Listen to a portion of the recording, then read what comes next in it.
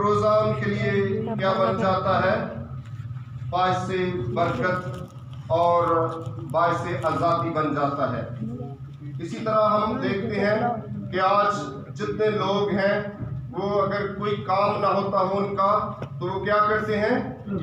रोज़ा रखते हैं। किस लिए रोज़ा रखते हैं? कि हमारे काम बाइसानी हो सके। और मलका अस्तर ने भी इसी तरह किया। रोज़े की अहमियत इतनी है कि 3 दिन और 3 रात तक रोज़ा रखने से वो कौम आज़ाद हो गई। यानी कि ये हमारी ज़िंदगी में अहम क्यों है? रोज़े की अहमियत हमारे नज़दीक ऐसे ही है जैसे हम अपनी ज़िंदगी में कोई लॉक खोल लेते हैं, कोई ताला खोल लेते हैं। रोज़ा क्या है? चाबी है, की है। हमारी ज़िंदगी में रोज़ा चाबी है, की है, पासवर्ड है। हम जब कोई प्रोग्राम लगाते हैं अपने कंप्यूटरों में तो उसमें एक पासवर्ड देते हैं कि ताकि ये कोई और ना खोल सके। और जब हम वही पासवर्ड देते हैं तो हम ही खोल सकते हैं उसको। और ये हमारी जिंदगियों के लिए क्या है? पासवर्ड है। और जब हम लगा देते हैं तो फिर हम क्या होते हैं? हम कामयाब हो जाते हैं। सही पासवर्ड जब लगाते हैं तो हम कामयाब हो जाते हैं। और फिर क्या होता है? हमारी जिंदगियों में हरियाली आ जाती है, खुशहाली आ जाती है, खुशी और खुर्मी हो जाती है। इसी तरह हमारे यीशु मसीह, खुदावंद यीशु मसीह ने क्या किया? रोज़ा रखा। कैसे रोज़ा रखा? 40 दिन और 40 रात। खुदावंद यीशु मसीह को जरूरत थी। क्यों जरूरत थी? खिदमत के काम के लिए, खिदमत के काम यीशु मसीह कर रहे थे। वो जरूरत इसलिए थी कि वो अपने शागिर्दों को समझा जाए। उन्हें बोला गया कि यूहन्ना के शागिर्द रोजा रखते हैं, आपके शागिर्द रोजा क्यों नहीं रखते? तो यीशु मसीह ने क्या बोला? जब तक दूल्हा बारातियों के साथ है उन्हें जरूरत नहीं। यीशु मसीह ने समझा दिया। यीशु मसीह को आजमाने इब्लीस आ गया। इब्लीस कहता है कि ये पत्थर को बोल तो तेरे लिए रोटियां बन जाए। तो क्या हुआ? खुदावंद यीशु मसीह को जरूरत थी या इब्लीस को जरूरत थी आजमाने की? नहीं। ये हमारी जिंदगियों के लिए सबक बनना था, हमारी जिंदगियों के लिए एक तमसील बननी थी कि हम जब भी रोजा रखें या हम कोई भी काम करें, हम इबादत करें, तो हम ये ना करें, हम ये ना सोचें कि हमारी जिंदगी में शैतान आ जाएगा। हमें पता होना चाहिए अगर आ भी गया तो कोई परेशानी नहीं, हम उसे झिड़क सकते हैं, हम उसे डांट सकते हैं, क्योंकि हमारे यीशु मसीह ने उसे डांटा था कि शैतान मेरी नजरों से दूर हो जा।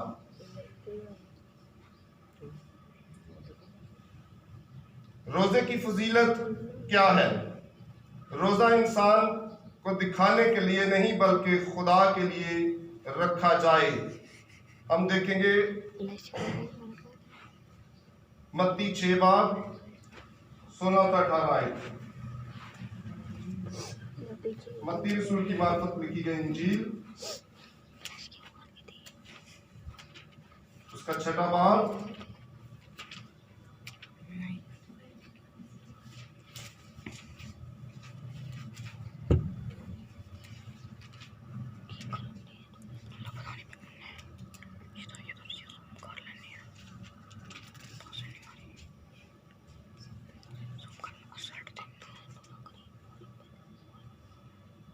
और जब तुम रोजा रखो तो रियाकारों की तरह अपनी सूरत उदास न बनाओ, क्योंकि वो अपना मुंह बिगाड़ते हैं ताकि लोग उनको रोजादार जाने।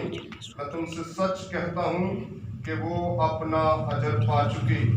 बल्कि जब तू रोजा रखे तो अपने सर में तेल डाल और मुंह धो, ताकि आदमी नहीं बल्कि तेरा बाप जो पोशीदगी में है तुझे रोजादार जाने। इस सूरत में तेरा बाप जो पोशीदगी में है, पोशीदगी में देखता है, तुझे बदला देगा। खुदावंद यीशु मसीह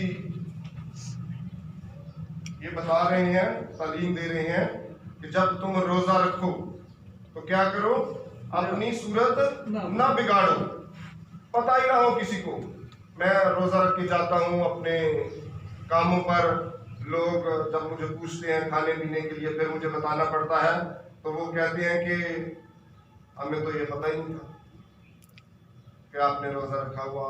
मैं तो साल में पूरे में रखता हूँ, रखता ही रहता हूँ कहीं कभी ना कभी, ठीक है। तो जब लोग ऐसे पूछते हैं तो वो बाद में कहते हैं यार आपका रोजा तो बहुत मुश्किल है, कैसे रख लेते हो। लेकिन खुदावंद यीशु मसीह की वजह से हमें हिम्मत मिली कि खुदावंद यीशु मसीह ने 40 दिन और 40 रात एक ही फाका किया, और इस वजह से हम सोचते हैं कि हम एक दिन और एक रात नहीं कर सकते, हमें करना चाहिए, ये जरूरी है। हम मलका अस्तर और मसीहत को देखते हैं। रोजा रखने से खुदा का फजल, खुदा ने मलका अस्तर के दिल में ये बात डाली कि वो रोजा रखने से आजाद हो जाएंगे, और यीशु मसीह भी हमारे गुनाहों की खातर आजमाए गए और आखिरकार मौत और कब्र पर फतह पाई, मौत और कब्र पर फतह पाई। हमें ये चाहिए कि हम जब भी परेशानी में हो तो रोजा रखें। हम किसी के लिए भी रोजा रख सकते हैं। क्या हम किसी के लिए रोजा रख सकते हैं? कौन कौन रखता है दूसरों के लिए रोजा?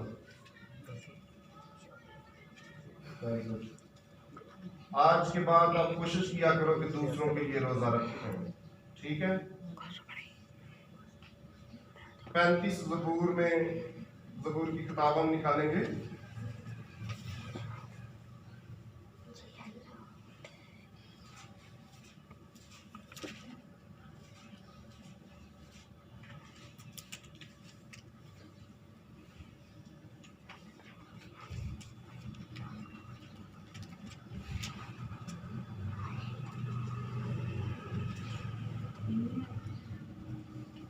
ज़बूर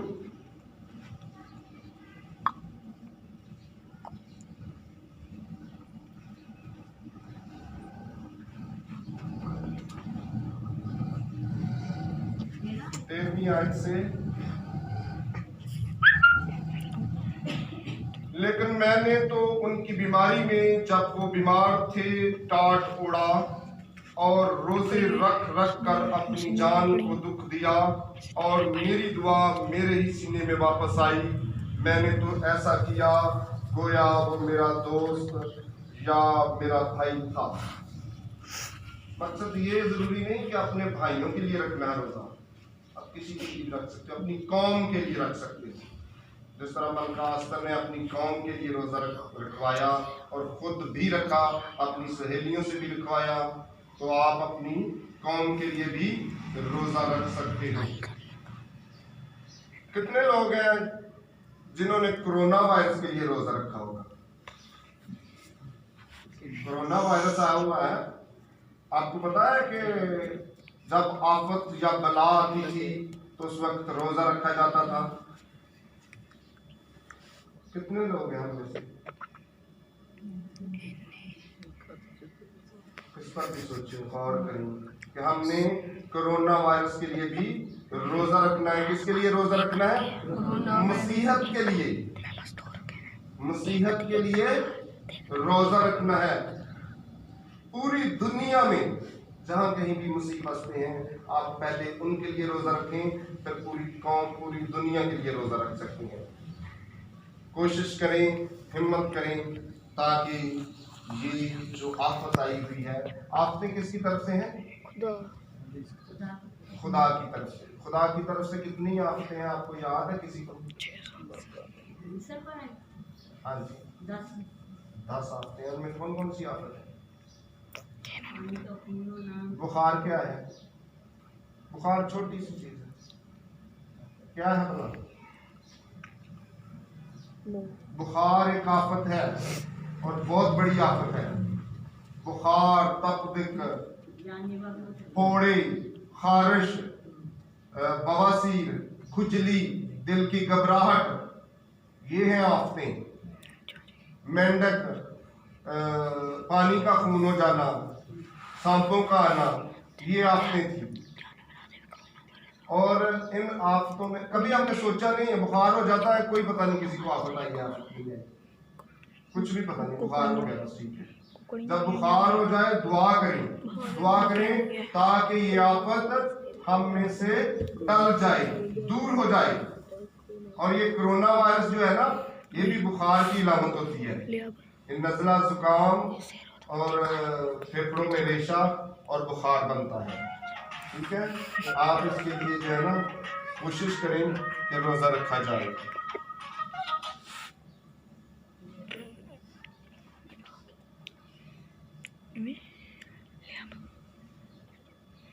खुदावंद यीशु मसीह के बाद जब बरनबास और शाऊल को तबलीग के लिए अलग किया गया तो उन्होंने क्या किया?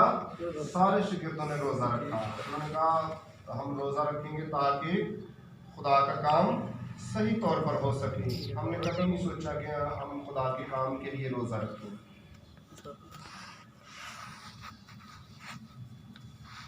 ये अमाल 13:2-3 और अमाल 14:23 इसमें लिखा हुआ है, जब बुजुर्गों को मुकर्रर किया गया तो फिर भी रोज़ा रखा गया। हम जब भी कोई काम करते हैं अपनी ज़िंदगी में तो हम कोशिश करें कि एक जगह पे चला गया, ये तलवाड़ा मुगला जो है ना चिल्ला हो जाता है। मैंने कहा किस वो एक बहन बैठी हुई थी, मैंने पूछा कि बहन आपको मुक़द्दसा मरियम का गीत आता है? कहती कौन सा गीत? मैंने कहा जो बाइबल में लिखा हुआ है, मेरी जान खुदा उनकी पढ़ाई करती है, मेरी रूह मेरे मुनज्जी खुदा से खुश। जुबानी आना चाहिए सारी बेटियों को, सारी बहनों को ये जुबानी आना चाहिए। लेकिन वो कहती है नहीं मुझे तो नहीं आता। तो वो जो पादरी बैठा हुआ था गुजरांवाले से नियामत, वो कहता है कि ये चिल्ला हो जाता है भाई, आप जिस तरह कह रहे हो ना चिल्ला हो जाता है। मैंने कहा आए हमारे बाप तो हम रोज पढ़ते हैं, पर वो तो चिल्ला हो गया हमारे लिए। रोजा रखते हैं हम, चिल्ला हो गया। अगर मैंने कहा ये चिल्ला है तो मैं करता हूँ सिजदा। कहता सिजदा नहीं करना चाहिए, खुदा को सिजदा नहीं करना चाहिए, ऐसे ही इबादत करनी चाहिए। तो मैंने कहा अगर सिजदा करना खुदा को रवा नहीं है तो मैं करता हूँ, मैं तो करूँगा, मैं तो नहीं मना हो जाऊँगा। लेकिन आप बेशक ना करो, मुझे आपसे कोई मतलब नहीं है। लेकिन आप जो है ना इस कलीसिया का बेड़ा गर्क कर रहे हैं, मुझे पता चलता है, क्योंकि ये गलत बात है कि आप जब वो कहता है बाइबल को पहले सफ़े से लेकर आखिरी सफ़े तक पढ़ते रहो बस फिर ठीक है। कहता मुकाशफा को भी नहीं पढ़ना चाहिए।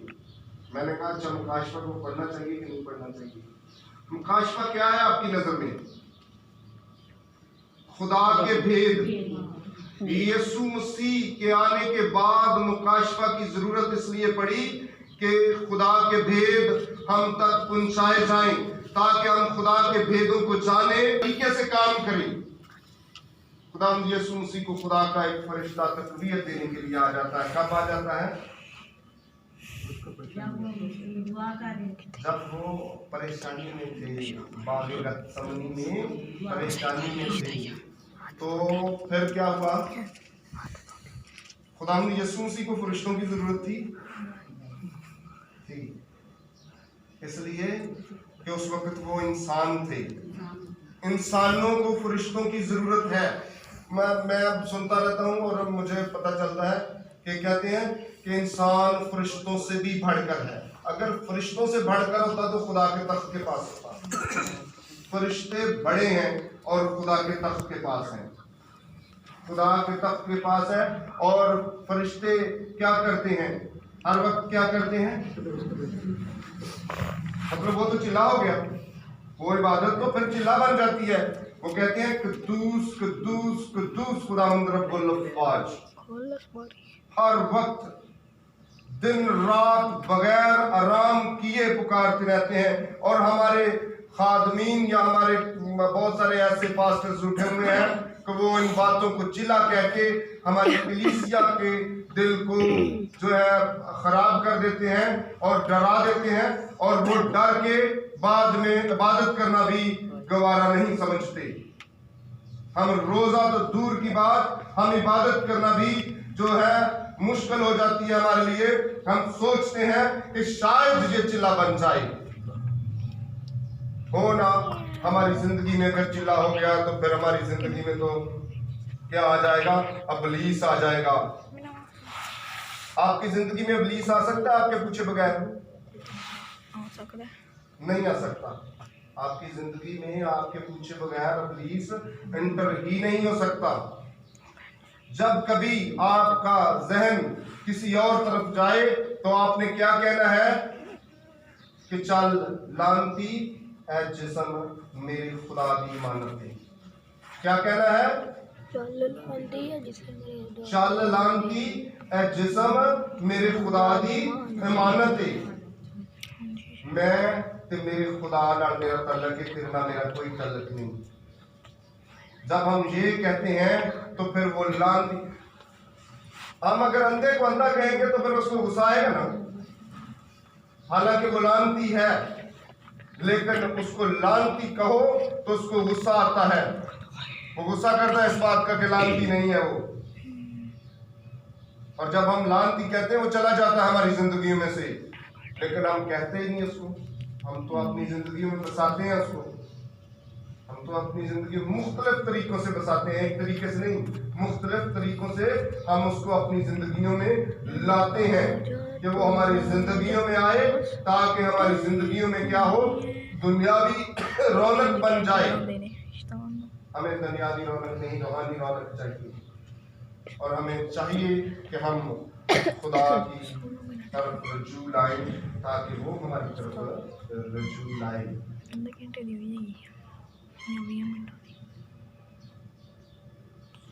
कफारा के लिए रोजा। कभी कभी हमारी जिंदगी में दिन खराब हो जाते हैं और हम सोचते हैं कि इब्लीस हमारी जिंदगी में आ गया। नहीं, ऐसा नहीं होता। कैसे होता है भला? जब हमारी जिंदगी में वक्त खराब आ जाता है, कोई माहौल मतलब रुपए पैसे की वजह से या मतलब वैसे बीमारी आ जाती है, तो हम क्या कहते हैं कि ये किसने किया है? इब्लीस ने किया है। लेकिन हम गलत सोचते हैं। इब्लीस कर ही नहीं सकता हमारी जिंदगी में। खुदा ने बाइबल में आयन दिए हुए हैं और आयन हम पढ़ते नहीं हैं, हमें पता ही नहीं है। खुदा ने एक आयन दिया अय्यूब साबर के वक्त। वो क्या था आयन? कि इब्लीस हमारी जिंदगी में आ सकता है या नहीं आ सकता। खुदा से पूछे बगैर वो नहीं आ सकता हमारी जिंदगी। खुदा से पूछ के आता है। जब वो पूछता है तो हम देखते हैं अमसाल 16वां बाब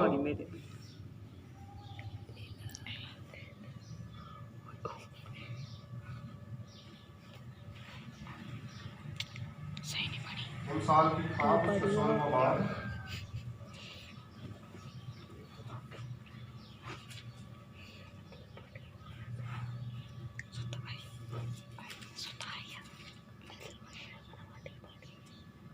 आदमी का दिल, नामी आयत है उसकी 16वां बाब और नामी आयत। आदमी का दिल अपनी राह ठहराता है, पर खुदावंद उसके कदमों की रहनुमाई करता है। आदमी का दिल क्या करता है? अपनी राह ठहराता है। कितनी राहें हैं हमारी जिंदगी में? हमारी जिंदगी में दो राहें हैं, नेकी और बदी। हमारी जिंदगी में कितनी राहें हैं?